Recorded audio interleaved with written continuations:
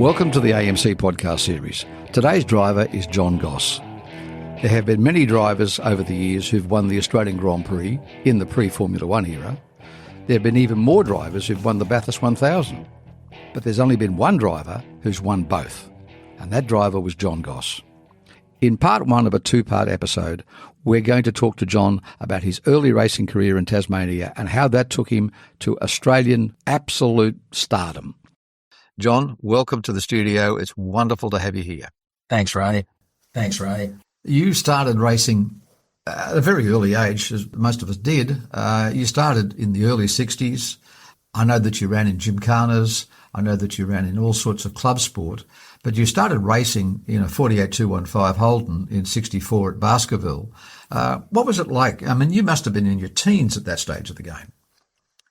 Late teens, probably, without us stopping to do the calculation. But I was a young mechanic. But it goes back a bit beyond that, Ray. As a schoolboy, I was born in Victoria, you might remember, and my dad took us, we migrated to Tasmania after World War II. So I grew up and was educated in Tasmania. I'm known as a Tasmanian, but because of our family connection, the Goss family side in the Melbourne area and in Victoria, my father used to take alternatively my sister and I back to visit our family at Christmas time, typically on the old DC 3s and 4s in the late 50s and early 60s. It was during that time, it was 57, I think, that my father took me out to Fred Gibbs' garage, and Fred and my father had been in the army during the war. They were great friends and they were motor sportsmen. Ray Gibbs, of course, became prominent as a chief mechanic for notable teams later. Anyway, he took me out there to meet Jack Brabham because Jack had arrived for the Australian Grand Prix and was driving for John Cooper. So that was my first spark of inspiration, I guess. But that meeting helped to inspire me to take a deeper interest in racing. And so the first thing I did with Dad's assistance was visit the motor racing events when we could. And significantly for me, we almost always, Dad found the time to take me up to Longford in the north of the state, which was a couple hundred miles away. And I was then able to visit, or was able to spectate on the incredible Tasman series, at which time all the known drivers in the Northern Hemisphere, of course, came down with their teams. And those experiences definitely left a mark on me. I found myself often thinking about my life and wondering if there was any way I could be involved with something like that. It wasn't so much dreaming of being a racing driver, but I was absolutely fascinated to see, for example, standing on Long Bridge at Longford, not Long Bridge, on the railway bridge at the viaduct, standing on the viaduct, which you could do in those times. We could walk out across the viaduct when the train wasn't coming and look down as the cars went through what was effectively a chicane underneath that bridge. And so I had a rare view of those contemporary F1 cars with drivers semi-reclined. I can still remember my vision of Bib Stillwell with white zinc paste on his lips and all this sort of stuff, and you could see the style of the different drivers, Lex Davison and all those blokes, to say nothing of the internationals who were always there. So that sort of sojourn up to Longford once a year on the February-March long weekend in the high Tasmanian summer in the magnificent country that exists around that part of the island state of Tassie, it made an enormous impression on me, and I never forgot it.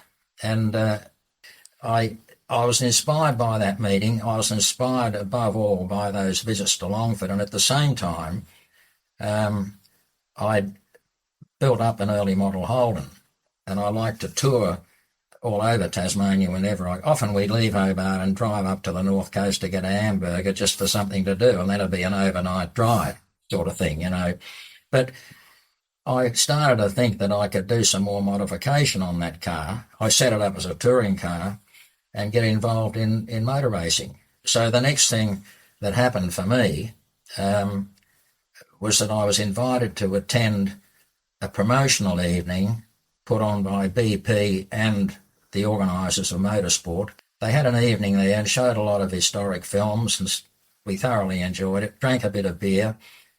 Drinking Cascade was compulsory for a young man growing up in Tassie in the late 1950s. But the next morning I had a phone call, and that call was from the secretary of the Hobart Sporting Car Club, who was also a very successful early model Holden campaigner. And he said, I noticed all the interest you had last night. Brian Higgins was his name. And Brian said, I noticed your interest. He said, I hope you don't mind, John, but we've taken the liberty of entering you at Longford. So when you talk about my first race, the first race I was ever entered into was the supporting events for the forthcoming Tasman Trophy Series at Longford, Tasmania. And that's what happened. And that was now 2 weeks exactly in the future. But he said, John, he said, we know you haven't had much experience, but he said, I've managed to get secure a late entry for you at Baskerville. And so that's how I managed to go to Baskerville. And I was really pleasantly surprised that I actually had a certain skill for circuit racing. And I finished somewhere in the middle of the field, I suppose. Bumped into a few guys on the way through, but that was the way it was with those sort of early model Holdens on a tight circuit like Baskerville. But I came away thinking that I'd had an opportunity now to actually be right in there and experience what it was like. And it didn't really daunt me. It wasn't a matter of fear. It was a matter of whether or not you had the ability to be able to be effective. That's what it was. So this was I was certain I had that ability. So that's how it started. So this is early 60s, yeah, right? And you started off in Holdens. Pretty much everybody did in those days if you're going to touring car racing. You raced with number 29. Was that a particularly interesting number? I liked the number 29 because the vowel sound of 9 rang nicely when people described the number of a car. Oddly enough, that's all it was. 29. I used 29 for a long time, later on 5, but it was quite concise and precise the way I got into motor racing. I went to a function at that wonderful hotel. Once again, I love to see the films, BP History of Racing, I think they used to call it, a lot of old Formula One stuff and so on. And it was Brian Higgins that saw the interest I had and went to the trouble of entering me for that Longford meeting, and then managing to obtain an entry in the interim week or two so I could go and do a local race on the little Baskerville circuit. Two weeks later, I went to Longford. So we got to Longford at 3 o'clock on Friday afternoon when I should have been there the night before. When I approached Longford, I was quite surprised, in a way relieved, to see there was no activity. It was dead quiet. 3 o'clock on Friday afternoon, I thought there'd be a lot of activity, cars preparing through practice to qualify the following day and so on. And when I got a bit closer, I noticed the American flag at the control tower, which was a temporary wooden structure they put up each year. At the control tower, the American flag was flying at half-mast, and that puzzled me a bit. I drove in. We were vectored into the touring car line, the third line back on the freshly mown grass pits, which was a paddock, one of the McKinnon's paddocks. And we were so tired, I remember I rolled out onto the grass and just laid on my back on the grass and looked up into the blue sky, wondering what the hell we were going to do. How could we pick this up and get into some driving, you know? And then the public address, which had been silent, came to life, and it said, whoever it was, the announcer, I don't remember it, he said, ladies and gentlemen, he said, I regret to inform you that Teddy Mayer has passed away. And I just arrived probably some short time after Teddy Mayer had lost control going into the Longford corner off the bumps between Longford Bridge and the town, and collided. He ran straight into an ancient oak tree and he was killed instantly. So they were the circumstances under which I eventually got to Longford.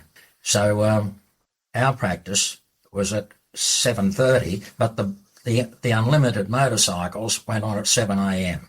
immediately before us. So I got ready to go out onto the circuit at the conclusion of that motorcycle special practice session, and then I learnt that the famous veteran Tasmanian campaigner, I think it was Tom Phillips, he'd been killed in the viaduct. So I tell you what, just telling you guys this story, you know, can't believe it. And in no time at all, the circuit was cleared. He'd lost control under the viaduct. In the early morning, little patches of ice were still there, you see, although it was high summertime, a bit inland. So I went out onto the circuit, and I completed a couple of laps with a lot of mixed feelings now, because I could understand what was at risk, you know, and I was dog-tired. And on the third lap, I lost control at the viaduct, at the water tower, I'm sorry, which was a fast kink at the head of the descent down into the chicane under the viaduct. I lost control at very high speed for the old car, you know, it would have been 90 miles an hour or something. And she fishtailed down there. I tried to control it, but I managed to contain it, prevent spinning, but it went across the circuit, mounted the bank on the left-hand side, took out some fencing and came to a stop. And when I looked down, I could see the floor was pushed back under my feet. And I thought, oh, that's it. They encouraged me to go back to Longford, and I got on the phone, the old telephone, to Adrian. I said, he was still asleep at his house. I said, you better get round here, mate. We're coming back. We went back to Longford on that late day of Sunday, at which time the international teams were usually entertained by the Ewell family at the Symonds Plains circuit. But we went back to Longford, and I was able, after all that, still to be received into the Peters Cannery International Touring Car Handicap, which I think was 112 miles by memory, and it was a handicap race. So I drove off, and it was an unreal event, because I drove as well as I could, but I really hardly ever saw a car. And then after, I think it was 12 laps, that's right, 12 laps. After about 10 laps, I started to get a misfire in the engine. I figured it was probably fuel or fuel surge. But at the same time, the spectators all around that incredible Longford circuit were urging me on. And I started to realise that it dawned on me that because it was a handicap race and I hadn't seen anybody, I might have been leading it. You know? That's what it was. A couple of blokes ahead of me must have retired, you see. So I got on with it as best I could. And that old car was doing about 112 miles an hour down the long flying mile. But it was beautifully set up and restored, but it was an early model Holden, you know, 2.8 litres or whatever they were. But on the last lap down that flying mile, there was more activity in the spectator areas, I could see that. And in the mirrors, I could see the Ford Motor Company Works Lotus Cortina, driven by a bloke called Jeff Russell. And it was coming up at a terrific speed, closing on me from behind. I managed to make it into the hairpin at Mountford Corner, pulled the Holden back to first gear, column change, and I fishtailed out of there, trying to desperately get up to the line, but he just got there ahead of me. So in that amazing race, the first real race I ever entered, except for the training run 10 days before at Baskerville, I came second, and I thought that was just amazing. And at the presentation, I was presented with a beautiful big laurel wreath, a proper laurel wreath. You know, this was the tradition in motor racing in those times. It was indeed. And then I realised, I was out in the pits, and they called me back, an announcement with John Goss, please, and I'd won the class. Can you believe it? So that's how I got into motor racing. Well, John, there's one thing about you which I've known for a very long time, and that is that you're a person with an incredible memory for what you've done in the past. So let's jump a little bit forward. Yeah. You decided that you come to Sydney, but you needed to come to Sydney with a proper racing car. Yes, well, I did what I could with a Holden, but again, to go that extra step with a Holden required really serious engineering, which was costly. And so I thought I'd already I knew a bit about the Ford Custom Line. I thought it would be more suitable. It would take me up a step, bigger displacement engine, and I knew I could do a lot with the car. I thought I could in any case. And a couple of them were already racing in Tasmania. And one of those two cars ended up in limbo out at Bridport, just sitting out in the weather after a year or so, unused. It was Jean Cook's car. And I went out, and I can't remember what had happened to Jean at that time, but I managed to buy that car and prepared it with a lot of changes. And at that time I was working for Repco, and I was able to avail myself of a lot more support with engine machining and that sort of stuff, you know, at a sort of a cost price. They did a lot of favours for me. So the Custom Line formed a very important link for me from the early days of racing Holdens with everybody else towards the big displacement area where blokes were importing Mustangs and Cooper S's and stuff, Lotus Cortinas.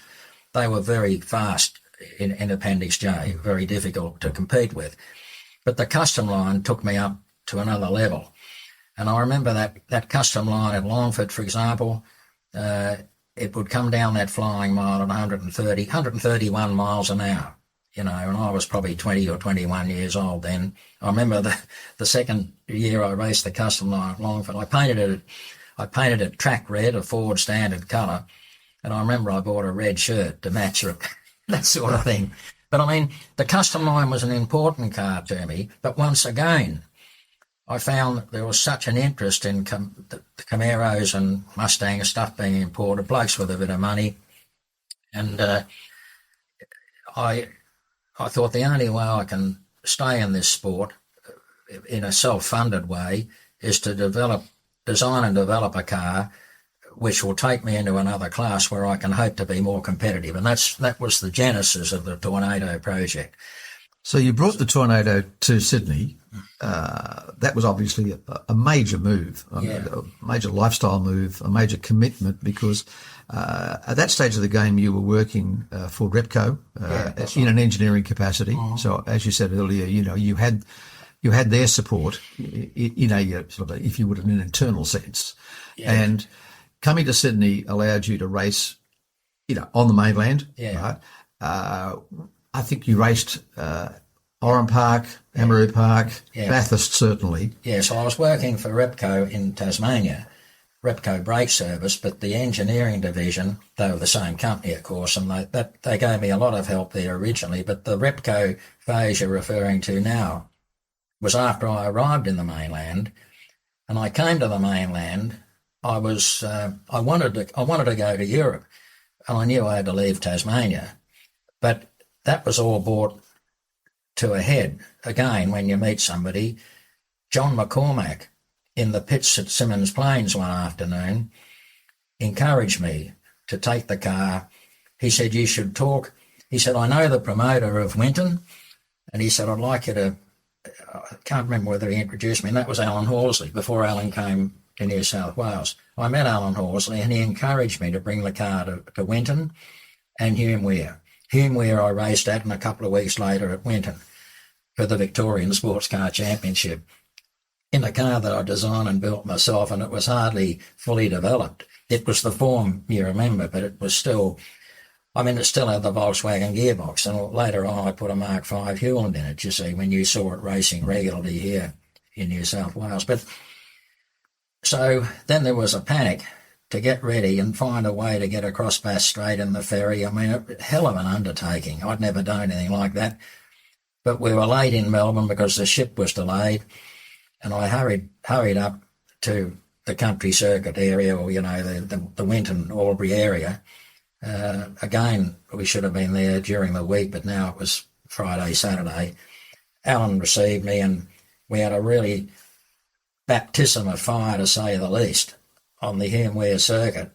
Straight away, I realised that there are a lot of blokes in this business that were bloody determined, you know. I mean, it was a rough circuit and very stony, rough edges, and I drove the Tornado hard. But there were a number of cars, blokes like Bevan Gibson and his father.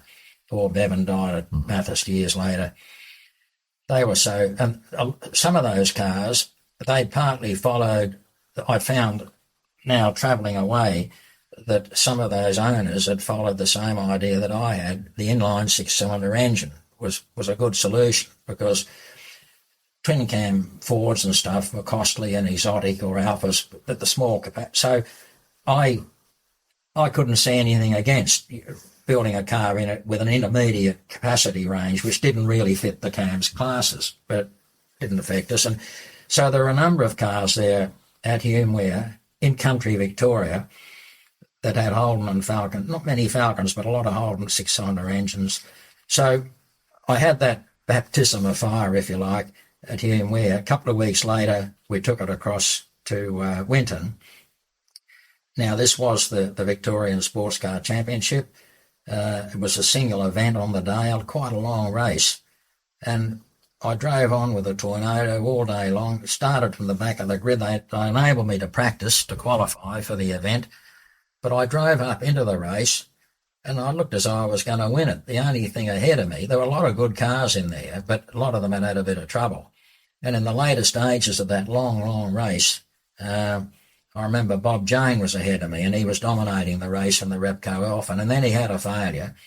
And I thought, damn it, I'm going to win this, or you had to work that out in the cockpit, But then I had a crown wheel and pinion failure, and I had to retire. Alan Horsey came to me later. He said, look, John, don't be distraught. He said, would you consider bringing it up to Oran Park? He confided in me that he was taking a new job at this circuit in Sydney, which was relatively new. And I agreed. And I thought, well, at least I'm steadily heading towards Europe. But by this time I developed a relationship with Ford, and I knew a lot about the activity in touring car racing in Australia. I started to learn a little bit about that, and I thought the only way I can probably really survive in this sport is to get into that category, and because I knew I had the skill to deal with it, engineering-wise, and driving was no problem, And so that's what formed me, that's what took me in that direction. Later on, you asked me about Max McLeod, so I'm sorry there, Ray, whether I got ahead of myself, but there was a clear link between one car to the next as I went along. No, really, what I was thinking of earlier was that once you arrived, you did the two races in Victoria, moved on to Sydney. Yeah. Right. I know that you raced you drove the Tornado at Bathurst at the Easter meeting. That was a little later, because the Tornado had to go. When I went back after Winton, I went back to Melbourne, and I wanted to take my two mechanics from Tasmania with me, Tony Williams and Aaron. I wanted to take them. I wanted myself to have a look at the Repco Brabham engine plant. So I called them up, and I can't remember how, I just rang the factory out there, and they said, come on over. And I told them that I'd design and build a car. You couldn't believe it, when you think of a bloke's approach. I went over there, and so I was coming home from Winton, not sure where I was going to go. I was a bit ambivalent about going back to Tassie, but I figured I had to go back home to Tassie, but I didn't really see how that was going to help me. I had a big old cumbersome trailer, and the car was fully contained in that trailer. So I had told the receptionist at Repco Brabham Engines at Maidstone that we were coming home, blah, blah, blah, could we come and have a look at the factory? And she must have spoken to Frank Hallam. And when we arrived there in the early afternoon, I went in and introduced myself, and he came out to meet me. He said, well, that's very nice to meet you, John. He said, I said, look, I've got my car out in the trailer if you'd like to have a look at it. And we rolled that thing out. And the senior executives and a lot of the senior machinists all came out, and they were just, they were impressed. This was an unknown car. No one had ever really seen it. But it had the form of a Chaparral 2C or a GT40. It was right out of the Northern Hemisphere culture of aero management of high-powered, high-speed cars, And that impressed Frank Hallam. Anyway, he arranged immediately. He said, that's really a good effort, John, he said, or something like that. But he arranged for me to come in, and they made us welcome, and we spent a couple of hours. They showed us all around the plant. When we were leaving, I went back into his office, and I said, "Look, sir, I really like the way that I'm really interested in the precision approach to building the engines." I told him that I'd met Jack Brabham as a schoolboy, and I asked him if I could have a job, and he gave me a job as an engine fitter.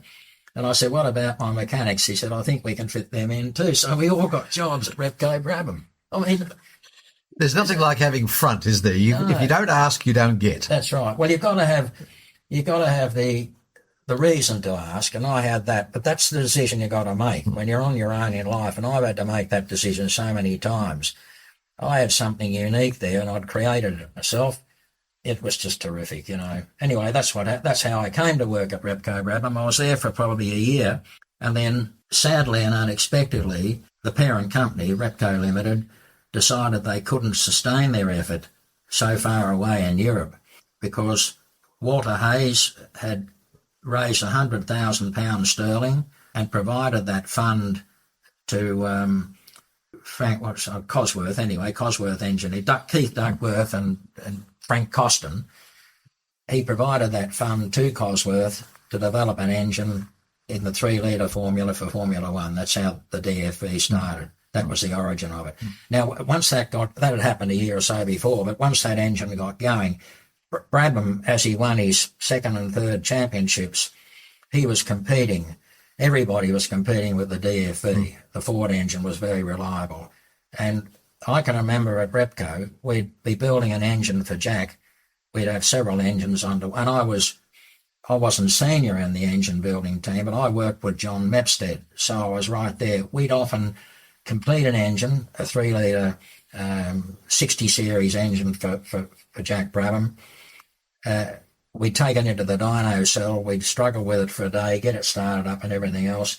Then we'd have to bring it back in and set the cam clearances and all that, go back into the dyno and give it the power runs. And by now, almost every time, that particular engine number was by now already overdue, and they were sweating on it in Europe. On 2 occasions, we took engines off that Heenan for our dyno into the back of our Repco van, and John and I can remember us still clambering over that engine, fitting the ancillary fittings and the cam covers back on it. It was lifted up into the 707 to go overnight to England. Twice we were still screwing them. The engine was still warm on the pallet as it went up into the freight hold of the Qantas 707. And so Jack and later on when I met Jack again, as he used to come and go to Repco, I didn't have a lot of dialogue with him, but he always remembered that he saw that connection through Ray Gibbs and Stan Goss's son, blah, blah, blah. He told me that occasionally he'd find in practice, even after all that effort, that compressed effort to get a prototype engine ready to go out into that Formula One arena 24 hours later, Jack told me sometimes they'd have piston to valve clearance problems, and he told me that on 2 or 3 occasions he worked all night with his mechanics generating more valve clearance by taking material out of the top of the pistons with the engine still in the car. I mean, people don't know this, you see, the determination, that era of being able to doctor an engine overnight. Those engines were already very complicated, but you couldn't do it. You wouldn't be able to do it legally now, you see. But some of the background of the Repco era. So that Repco era was crucial to me because I learned so much about, from all the technical training I'd had and some I'd absorbed and researched, now I knew a lot more about clearances and fettling and stress in components, and I carry that knowledge with me to this day, you know. One of the things that really is I suppose, one of the pivotal points of your career, in that period, the late 60s, right, when you were now in Sydney. Yeah. So you were in Melbourne originally after Tassie with the Tornado. You took that to Bathurst for the Easter meeting. Yeah. Now, subsequent to that, you ended up racing a touring car, a Falcon GT, at Bathurst in the 69 1,000 or 500 mile race in those days. That was with Dennis Cribben. That's right. Now, obviously, somewhere along the line between Easter of 69 and October of 69, did Dennis approach you to co-drive with him in that car? No, what happened, I struggle to remember. Oh, I'll tell you how I met Dennis, through the sports cars. But I told him that I'd like to do something with the Ford Tourers, and he introduced me to Max, because Dennis was a motor trader, an independent motor trader. Yes. And Dennis introduced me to Max, but he had no ambition or aspiration to be involved with it, because he wasn't a technical person. And we didn't discuss it. But of course, obviously, if we could have got something together, he would have been able to drive with me. So that's how it happened. I can't remember. I don't think I took the Tornado. I think I was at Bathurst with the Ford in '69, the GDHO. I don't think I had taken the Tornado, but you might have looked at the calendar. You might be sure that I did. I might have had the Tornado there before. Yeah, I think so. Because I won the Easter meeting. That would have been 69. Okay, that'll be right. That might have been right, okay. And so October 69 is your first major touring car race out of Tasmania. Actually, you're probably right, because I remember when I thought about Bathurst, I was always concerned about the aerodynamics, because I'd survived with relatively high speed on the Longford circuit with a Tornado. In '68, the Tornado was at almost its final configuration, with trimming devices forward and front and rear, and better fuel tanks and stuff like that. Before that, I'd had plastic tanks in it. I had to change all that. These are the sort of things you turn a blind eye to, But I mean, it was quick at Longford in '68. That's what I'm trying to say. And when we think of lap times, don't mean a lot, but the car was quite competitive at Longford, but the speeds were amazing. And my friend Chris Tapping of Tapping and White had a little tiny 1 litre Ford engine, 4-cylinder Ford, little tiny Elfin or something. It was a little Lotus, I think, very small little sports car it was. Rear engine. His little car was doing over 100 miles an hour. And of course, never heard of this sort of speed. The Tornado in '68 at Longford, at which time Bill Brown was part of David Mackay's squad and Chris Amon drove the P4. I was in each of the race that Curious, but no, was Scuderia were in it. I was in with the Tornado. But the Tornado on the Flying Mile at Longford was pushing through 150 miles an hour. And, give you an idea of the speed. So later on, when I came to the mainland, the high-speed circuits I always felt at home in, because I cut my teeth in that sort of range, And I talk, there's a lot more in it than just terminal speed, but the Tornado was very successful.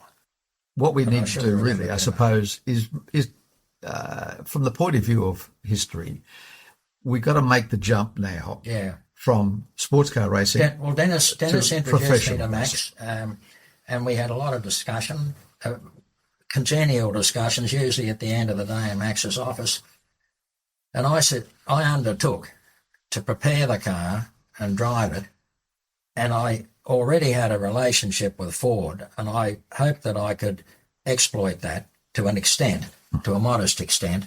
I understood what Ford were doing. They had their own team, and it was a pretty comprehensive operation. What they were doing in Australia was what they did in every other country in the world.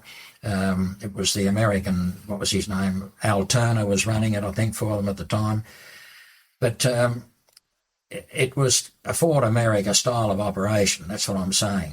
But I understood the Ford culture, and I don't want to go too much detail there, but that's been a life fascination with me. Apart from motor racing, what Ford did in modern life is terrific, but I understood their attitudes, and I admired the way, as a volume production car manufacturer, the whole thing was always understated by motorsport, right from the formation of the Ford Motor Company. And I don't want to go into all that in this context, but I understood Ford's culture, and I was confident that I could get their respect. And the campaigning the Tornado Ford with the Ford blue oval on the nose was a very important part of my strategy to find a way into Ford culture here in Australia. And people like Max Ward were absolutely crucial to that. And later on, of course, Keith Horner. Keith Horner supported me really extensively over the decade or more. It was a decade I ran their cars, you see. But so to cut a long story short, Dennis introduced me to Max. It was a good potential formula. And you don't have to make it too technical because it's always about work. Max McLeod was a Ford dealer, but I liked Max. He liked me. Dennis was an amiable, easygoing sort of a guy, had no aspirations of trying to dominate the scene. Not that that worried me, but for me to take on the responsibility of trying to develop a series, series production it was, car yes. for Bathurst or for anything else. Once again, I already knew what we're up against. I knew the sort of vested interests in the wake of the Victorian era with the great truck driver, car dealer, Norm Beachy. All those blokes, you know, I mean, they were spending a lot of money, and that was all they ever did. And they were wealthy car dealers, usually. And they were aware of that, and I think they trusted me. They trusted this younger bloke coming on the scene because they knew I could drive. And there'd been a few other events with Bill Tuckey and so on, 12-hour Bathurst in Holden 185 sedans and Toyota. I'd done a fair bit of touring car racing across a fairly wide spread, but I always tried to do it reliably, but I never had the money to put the machinery in the cars, and they weren't my cars, right? So the Ford thing was, it was something I thought I could work with, and history showed that I was able to do that for 10 years. So in that early period, we were talking 69. Yeah. That was really 67, 68, 69 was the birth of the Ford versus Holden philosophy, which our magazine has been living on ever since. Yeah. But at that time, I mean, 69, that was your first Bathurst touring car 500-mile race. It was also Peter Brock's first race at Bathurst. I didn't think that. And 69, of course, was the year of the Colin Bond's win with Tony Roberts. Yeah. It was the year of Bill Brown's first crash at Bathurst on the first lap. From our memories, you were on the start of that race in 69. You must have been in front of Bill because you didn't get mixed up in the accident. No. So you must have qualified faster than Bill's car. Oh, you mean the big accident when he rolled along? No, that was... No. This 69 was the first accident over that's Skyline. Right. Yeah, that's right. I just want to make sure you weren't making the mistake because I was close to him on the circuit when the second one. Yeah, but that's all right. We'll come to that later. So in that context, you were faster you were further up the grid than either Bill or Peter Brock. Yeah. On that Saturday. In those days, of course, practice was on the Saturday only, the 3 practice sessions on Saturday, and you raced on Sunday with you started the race with stone cold tyres from a standing start. Yeah. So do you remember coming around on the second lap and seeing that carnage over Skyline? You must have seen all of those cars, including Johnny French and Bill and everybody else upside down. Yeah. You were threading your way through it like everybody else was. You would have been probably around about 8th or 10th on the road at that point. You know, it's a funny thing, Ray, I cannot remember that, but I remember a similar scenario quite a long time later in the Jaguar when there was a big accident at the top and I spun around and went in backwards and went up into a farmer's gate. But that's years later. Years later. That was that was the year that Dick Johnson won the race on a countback. That's right, could have been, yeah. So isn't that funny how so a similar thing happened and I don't have any memory of that, I'm sorry. That's all right. So, but really 69 at Bathurst was I suppose, a pivotal point for you because from that moment onwards with you and Max McLeod, you started racing regularly in GDHO Falcons, the blue cars with the yellow trim, right? You raced at Oran Park, you raced at Amaru Park. You had an absolutely fantastic career in series production racing. that led you on to a whole series of other successes. Right, yeah. Now, just give us an idea of what it was like driving a series production car on relatively ordinary tyres. Yeah. I mean, It was the whole issue to deal with straight away. And just go back just a step. In that 69 race, I must have driven the first stint and handed it over to Dennis. He only did a few laps and he spun down in the descent off Skyline. And next thing we saw him clambering up out of the car. I don't think, did we have television then? Oh, yes, we did. That's right, yes. yeah. And I thought, why is he leaving the car? But anyway, they got the car back to the pits, and what had happened, the gear lever, the knob had come loose on the gear lever. These are the little details that make a big difference on how you look forward to what you think you're going to do. Dennis, the knob had come, the knob was inserted onto the top with a rubber insert stand, and you couldn't really change anything like that. We could have changed it, but we didn't. But the knob came off, and it rattled Dennis, and he ended up having a lose running down out of the dip at a Forest Elbow. He lost control there, hit the bank, and scrambled up the bank, and virtually retired us, you see. That's what happened. So that was disappointing to me. Disappointing that we're out of the race. I hadn't made any judgment on Dennis at that. I didn't know what had happened, but we found out in the end. And I tried to think how I could handle that with Max, because I felt responsible. But Max, I remember, came to me during the race. He came to me in a quiet moment. He said, "Don't worry about it, John." He said, "When we get back to Sydney, come and see me." He'd already made the decision, you see. So as far as Dennis and I were concerned, I couldn't see any future for us in long-distance, serious professional touring car racing as partners, but I was grateful for the critical introduction he'd made, although the amount of work I put in to make it happen was, you didn't have to be beholden. But I always remember that. I try to, in my life, I try to remember the people that helped me. Occasionally you might overlook something like that, but I'm pretty good at remembering it. But what I was able to do was help Dennis here and there on other ventures he got involved with, and I actually had him back to drive with me in the Tornado in the 6-hour sports car race at Surfers Paradise. Okay. So we're still, I hardly ever see Dennis, but he's still around. But he was a terrific bloke. There are other things we tried to do together with a wonderful, exotic Alfa Romeo front-engine sports car that somebody out, I can't think of his name, Sydney bloke. We were hoping to do something with that, but the politics of it all were difficult. I didn't feel angry or anything, but I thought I'm never going to go any further on this basis. That was what was so good about the judgment I made when I first met Max McLeod, because I could see Max was a mature guy. We had a lot of other things in common too. We both came from fairly big families and stuff like that. We were Catholics, not that was a big issue. And Don Perry, he wasn't there either. But no, I resonated with Max, and he did with me, and I didn't have a concern at all, because now, if we were to go forward with a touring car program, getting back to your question, I needed to be short of bloody iron-bound contracts, that if I was going to work hard, I was at least being able to follow through and drive a car without treachery from my co-driver and so on. So you needed all of the things that a driver needs. He needs the financial security. Yeah. He needs to have the right equipment.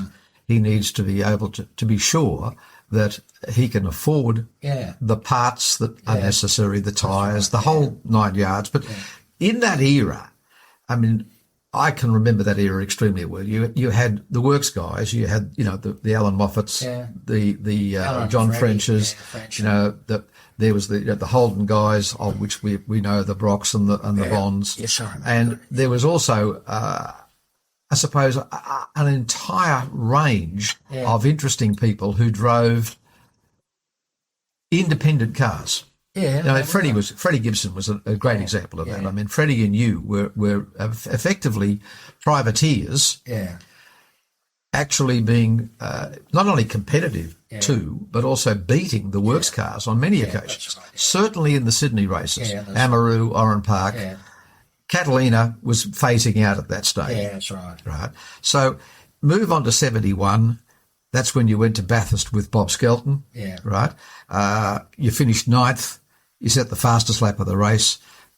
You blew an engine in qualifying, but really that put you on the map because that was the first time you'd finished the race at Bathurst. Yeah, that's right. Right. And finished it very competitively. Yeah. So 71 you move on. That was the era of the solo races. Yeah. In the time where you could drive the entire 500 miles on your own. I did 2 of them. Yeah. And that was also the era of the Falcon Phase 3. Yeah. And that was the race in which you were discussing earlier, Billy Brown's That's right. monumental crash along the fence at McPhillamy Park. Yeah, now, were you in front of Bill at the time or Yes, behind him? We came into proximity with each other at that time in the race, which was fairly late in the race. It must have been mid-afternoon. Yeah. Might have been the last stint. We were probably 30 or 40 laps short of the finish. And I had a good rhythm with the car, you know, and of course, going back to tyres, you asked me earlier what it was like. When you're on the grid at Bathurst and you're looking to, or any other race for that matter, the overriding factor was getting that car to the other end of the race. And with the Fords, they were heavier. They were a terrific car, but you had limited endurance available in the tyres. You know, you had to be careful with the tyres. So you had to get that car through that race. You had to drive the thing on tyre management. Brakes were the other thing, you know. So at that stage in that race, and by now you knew a lot about the psychology of the blokes that you were racing with. And you talked about those midfielder guys like the successful car dealers, that they'd appear in all their glory with their spurs bloody polished at Bathurst, you know, with a brand new bloody GDHO or a Tirana, whatever it was, or a Charger. There was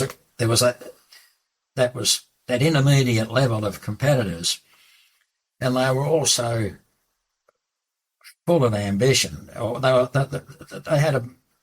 they didn't really understand how to handle it. I didn't worry about any of those blokes. When we went to Bathurst, we were worried about the works leading drivers, Moffat and Brock Bond, you know, that was about it. Or Leo in the Charger could have been but you had to think about those parameters and drive through the race accordingly to get the other end. Now, towards the end of that particular race, 70 or 71, was it? 71. 71. That was the last race of phase 3s, I think. No, it wasn't. No. Second last race. Second last race, that's right. So I would have driven that race solo. And now it's late afternoon and you're battling on. My car was good. I was concerned all the time about being so careful with the running gear, brakes and particularly tyres at Bathurst. But Bill came up behind me during that time, and over a period of 4 or 5 laps, he closed, and I could see he was determined. He was hoping that he could pass me. I mean, he was racing. Bill Brown was racing.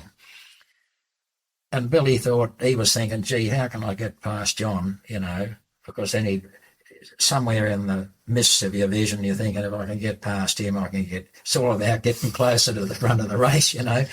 But I could see in my mirrors, as he got close, the very thing that I was aware of, notably, specifically, binding of the sidewall of the front tyre on the upper ball joint housing on the top wishbone.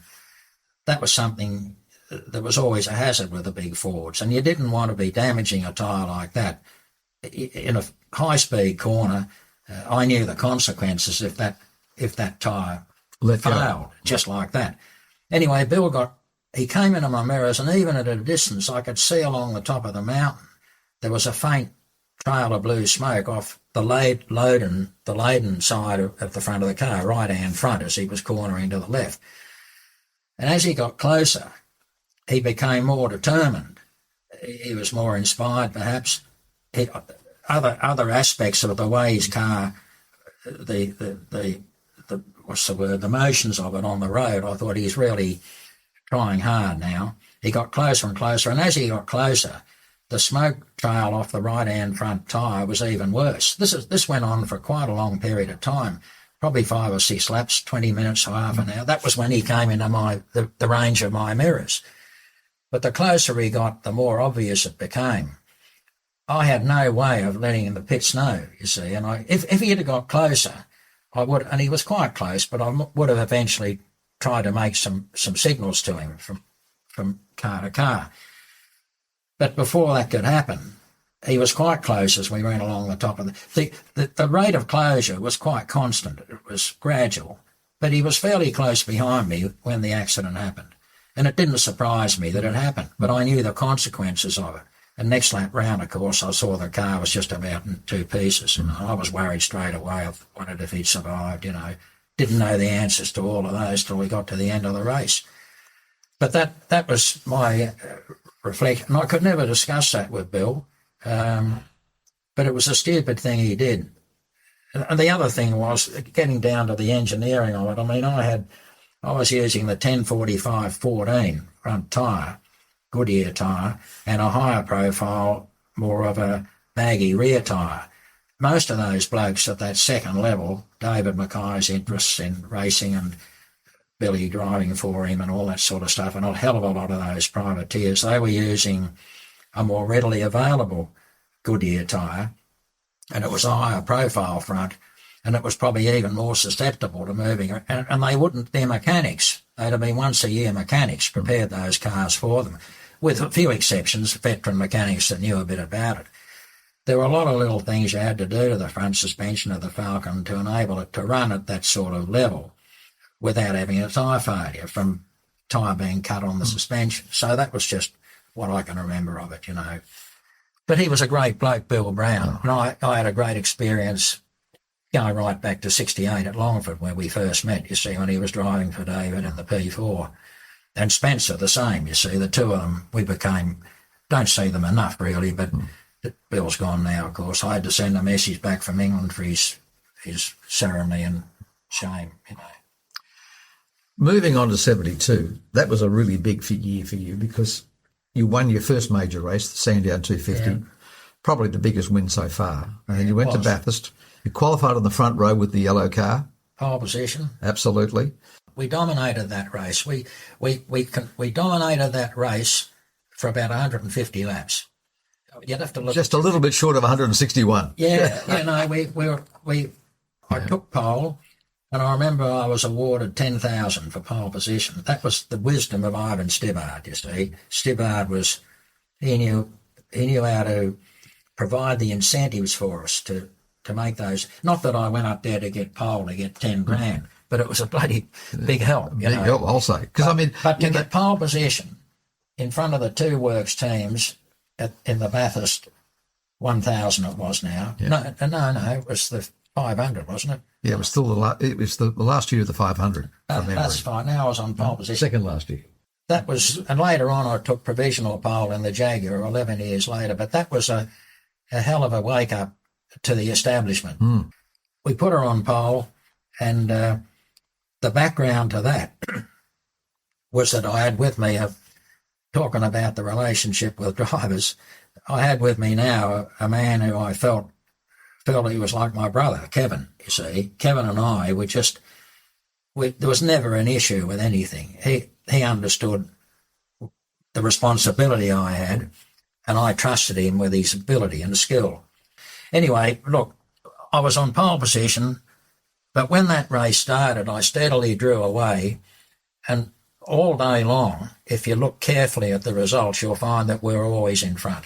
Dominated that race. And the reason I had that engine failure was that Bob Jane had a bad accident into the cutting, and I swung up into the cutting and ran through a field of debris, and it hauled the little oil cooler down under the front of the engine, and I pressed on, but I could see failing oil pressure, and we had to retire. It had damaged the engine marginally, and I knew when I pulled her into the pits that was it. But, you know, I had no regrets I can clearly remember I had no regrets not finishing that Bathurst race. Of course, I would have won it. Yeah. But the fact I'd taken pole position, that's one of the quantum leap forwards I had. The establishment would have taken notice of that. Anyway, that was a terrific time because we could have won that race but didn't. And crucial to it is that I'd encouraged Kevin Bartlett on his back in the Royal North Shore Hospital to come and race with me. I wasn't one bit worried about how much damage he had skeletally. I knew he's... he was a tough man. No, I knew actually he's a gentleman. No, but he had a brilliant psychology. Yeah, I'm talking about mentally tough. Yeah, he was, absolutely. What a wonderful guy. Great memories racing with KB. So what we did then, I brought him back the second time in the same car a year later. And this time we didn't have that initial advantage where Ford had come to the 2 doors later. And we're on the second or third row. But we talked about it a lot, and we knew that if we could avoid having an unscheduled stop, we had a really good chance of winning that race. And that's what happened, you know. So, but the story of that race is another story. 73. So we've moved on. 73 is the second year you've run with Kevin. No, first year. First year. That was the race that really, you know, you were the hare in that race. Yeah. The year after, you were the tortoise. Yeah, in a way. Well, we're all... It was sort of tortoise, okay. Top end of the race, way up at the front of the grid. But we're overwhelmed by the inertia GM and Ford had gathered in that 12-month period racing all over the country, and we couldn't do all that, you see. Actually, I'm starting to sound like I'm making excuses, and I always knew that. I didn't want to be tearing all over the place on the skin of an oil rag because I didn't think that was the way to do it, you see. Because one thing about my attitude to it, I could say I love motor racing, but it's a chore. And you can't, going back to what I did to keep all these things together and no matter how much, see, people wonder, where did I get the money from? Did Ford give me free cars and engines? Even if I got everything for nothing, it's not even a deposit. The effort in your human life to put time into it is overwhelmingly the sacrifices you've got to make, you know. That's why a good partner that's loyal to the protocol of the little squad is so important. One of the questions that I'd like to ask you about that period, 74 was the race that, I suppose, up until that point, that was your pinnacle. Yeah, that was the best event, the best race, the best result, performance. Yeah, absolutely. Yeah. And really, you were up against some pretty tough competition. You know, as you said a moment ago, you're talking about the Holdens, the L34s, which were very fast, bit fragile. Yeah. Okay, but there is one story that I do like telling, which relates to your win at Bathurst, your first win at Bathurst, in the rain and in the dry. And it's one of those oddball stories where my organisation at the time was contracting to do photography for a number of commercial organisations. We had contracts with Ford, Holden, Bridgestone, Goodyear, and when it came to that race, we supplied photographs of your car to a range of clients, and they included Ford, Bridgestone and Goodyear. And in those days, what happened was that the companies would advertise their race wins in the national newspapers on the Thursday after the event. So the Thursday after that Bathurst race, advertising came out in all the national newspapers, and there was a full-page advertisement from Ford claiming to have won the Bathurst race, which was correct. But there was also a full-page advertisement from Goodyear claiming to have won the race, and a full-page advertisement from Bridgestone claiming to have won the race. Now, they were all quite accurate because your car had run on Bridgestone's and on Goodyear's, and of course it was a Ford. The only difficulty was that they all used the same photograph. So all of the ads looked almost identical except for the branding. I wasn't contracted to Bridgestone, but Bridgestone, through Ken Egan and Barry, they helped me. Basically, we were provided with tyres when we wanted them, but the tyres, I struggled to get them to develop them to suit the bigger car, because the company, if you thought about it from Bridgestone's point of view, their interest in competition in road racing was mainly with 2 and 3 litre cars, and they were bloody good tyres. But they never had a lot of variety, backup variety in terms of intermediate or wet weather tyres. And for the bigger cars like the Falcon, like they could reach out about the size of an L34, but after that, they're out way beyond the edge of their deep interest as engineers, because they had no such cars in their normal commercial inventory worldwide to have to consider. 73 was the year that you almost made it. 74 was the year that you did. Yeah. Right. Now, as we were talking earlier, you started the race on Goodyears. Yeah. Sorry, I'll get this right in a minute. You started the race on Bridgestones. Yeah, we only had then it rained. Yeah. And Frank Maddich, who was the Goodyear dealer for Australia, he provided you with a set of Goodyear. No, Frank wasn't there. No, Alan Moffat and Howard. It was Alan, wasn't it? Yes, That's Alan right. and Grant O'Neill, my mechanic. That decision, that gesture was formed. This tells you something about the relationship between myself and Alan and Pauline and Ford. There was Gossy out there soldiering on, silly bugger, didn't have any wet tyres. What are you going to do? You know. So what did happen, Grant and Alan and I can't think of his chief mechanic, Mick was probably there, but they quickly got their heads together and made sure that it was likely that the tyres would go straight onto my car. And they arranged all that. The background to it is that I opened the race. Kevin did the second stint. I did 2 stints during the afternoon. That's 80 laps. And the conditions steadily deteriorated. Now, that was by design. That's how we planned the race, and Kevin was going to finish it. 5 stints. But I was halfway in the lunch early afternoon period of the race. During my first stint, the weather started to deteriorate, and it got worse and worse. And I always drove with the windows. We were obliged to keep the driver's window down, but in the 2-door Fords, I always had the driver's window down and the rear window just cracked a little bit, and the left side windows partially down, because we did a lot of testing with that to get the best sort of aerodynamic balance for the car for the faster straights, you know. So now I'm into the race, and of course it started to rain. The rain was one thing, but as the conditions on any one lap vary everywhere, because you've got intermittent frequency of traffic ahead of you all the time. So for a lap or two, you might be out on your own on a clear circuit, and you could track what the water path was doing on the road. But then if you got a gaggle of cars ahead of you, a couple of them might have a bit of an oil leak. It was, very, very difficult. And I'm working hard in the cockpit, to say the least, trying to keep the thing on the road on bloody slick tyres, I can't believe it myself. And I got through that, we must have refueled, and I went out again. It was in the second stint. About halfway through, she just aquaplaned off the circuit on the very fast section of the mountain section, the very long, fast curve to the left.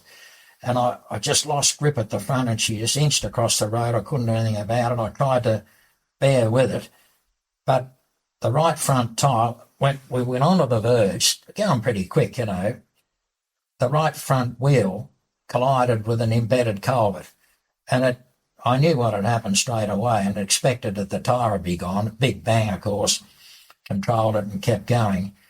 But the tyre was ruptured, but the wheel was damaged as well. And as I got her back off the verge and onto the bitumen towards Skyline, I could feel the wheel bumping. And so now the challenge now, this is the mechanic in me, I had to get that car back to the pits. That's the only hope we had. So I took it back onto the grass verge, and I kept it on the grass verge wherever I could, all the way down over the dipper, down to Forest Elbow, carefully around Forest Elbow, and then out onto the grass verge again, past the Light Car Club, and I drove it the whole length of the straight, and the wheel was steadily disintegrating. And it was only the softness of the grass verge that got us to the pits. And then the next challenge was, with the car completely misted up inside, was crossing the circuit to get into the pits. And I managed to pull that off, put the indicator on, and I can't remember whether the indicators were working, but I got away with it. I got into the pit lane. And the last turn to the left, coming up onto the pit apron, I realised how badly damaged that wheel was. So got her up to the pit station, and within a minute or two, they changed all the wheels. Kevin got in, and I'd done everything I could. I'd done my job then. Now KB had about 30 laps, 25 or 30 laps to drive. And there we saw the mighty wisdom of KB. He just didn't make a mistake. But he had beautiful brand new wet weather tyres. I don't begrudge him that. But it was such a relief to me to see him out. And the conditions were getting worse and worse. And in the cockpit, when she flew off the road up along the top there, for an hour prior to that, I was struggling to get any vision because the wipers weren't much good with all the oil spume coming off the road. And then the gusts with the rain showers, the rain was gusting into the cockpit and rain was settling on the inside of the windscreen. So I loosened my shoulder straps and I was trying to wipe it with the back of my gloves. They were all grimy and it just got worse and worse. I couldn't really see much. Lucky to get away with that one we were, to get it back to the pitch, So that was your first win, your first major win, and it must have been so satisfying for both you and Kevin. I mean, that was also Kevin's first win at Bathurst. Yeah. And how did that, as a sort of as a final question for the first half of this interview, how did that affect you personally on the Sunday afternoon, knowing that as a privateer you'd beaten the whole country? You'd beaten the Ford Works teams, the Holden Works teams. Yeah. You were the guy on top of the podium. How did that make you feel? Definitely, on the face of it, it had been a significant achievement. But I knew down deep the limitations and the fact that I'd done it my way. You see, that was the significant thought I had. I'd done it my own way and managed to win a Bathurst 1000. Fantastic. I wasn't about to overreact. That's what I'm trying to say. That's the reserve in me from my upbringing, I suppose, above all else. But it was a huge time in my life to win Bathurst.